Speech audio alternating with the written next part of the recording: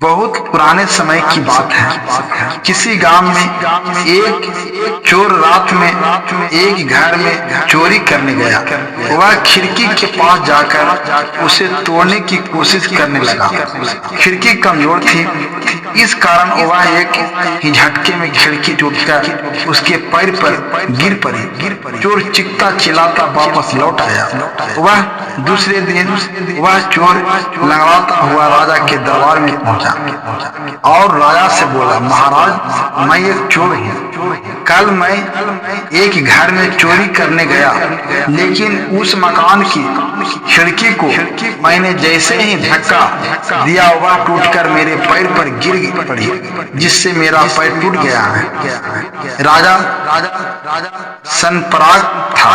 उसने कहा, सैनिक तुरंत उसे मकान के मालिक को पकड़कर हमारी सेवा में हाजिर करो, ताकि उसे उसके किए की सजा दी जा सके। सैनिक तुरंत ही उस मकान मालिक को बिना कसूर बताए पकड़कर राजा के पास ले आए।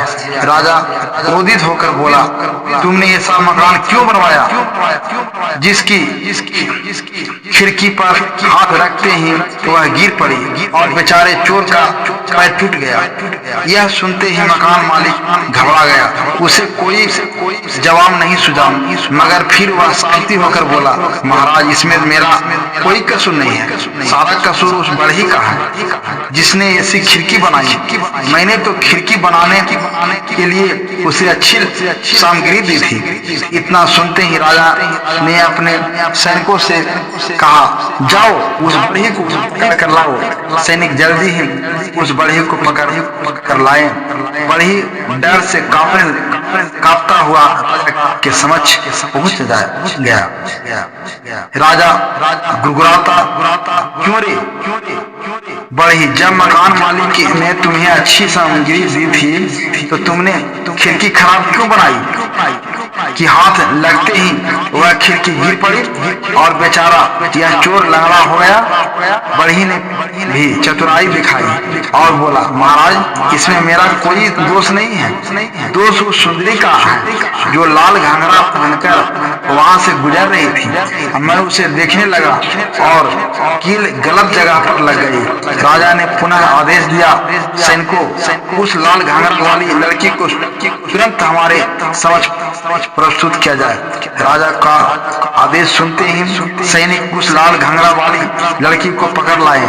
लड़की के आते ही राजा गुस्से से बोला, सुंदरी, तुम लाल घाघरा पहनकर उस जगह से क्यों गुजरी जहाँ वह बढ़ई काम कर रहा था? तुम्हें देखने के कारण इसने कील गलत जगह लगा दी और खिड़की कमजोर हो गई और खिड़की गिरने से बेचारे चोर का पैर टूट गया।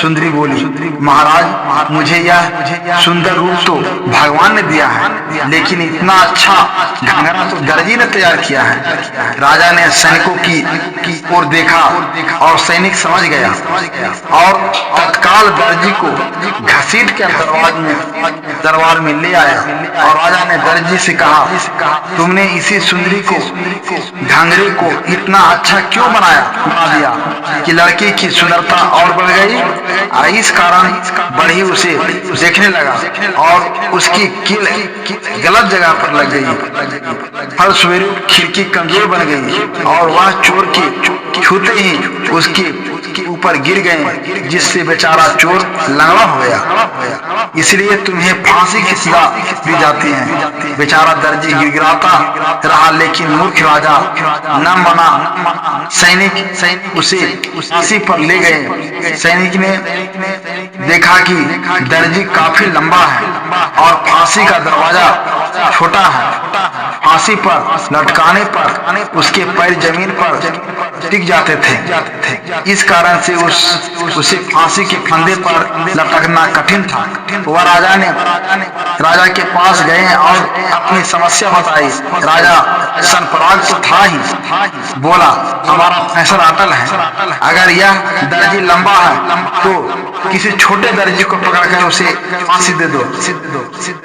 यह सुनकर सैनिक एक छोटे दर्जी को पकड़ लाए और उस छोटे दर्जी के साथ उसके घर वाले और मोहल्ले वाले काफी लोग भी वहां पहुंच गए। जैसे ही सैनिक छोटे दर्जी को फांसी पर चढ़ाने लगे, तभी भीड़ में से एक आदमी बोला कि मुझे फांसी पर चढ़ना है, मुझे फांसी पर चढ़ा दो।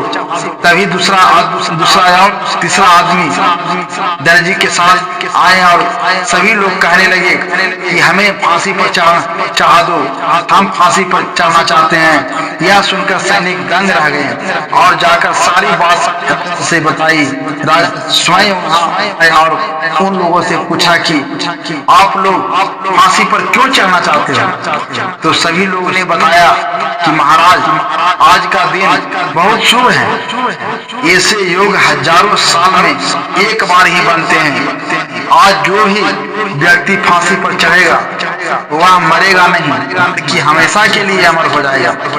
ऐसा सुनकर राजा ने कहा कि हम इस राज के राजा हैं, इसलिए सबसे पहले फांसी पर चढ़ेंगे, हम चढ़ेंगे। इतना कहकर वह स्वयं फांसी पर लपक गया और हमेशा के लिए अमर हो गया।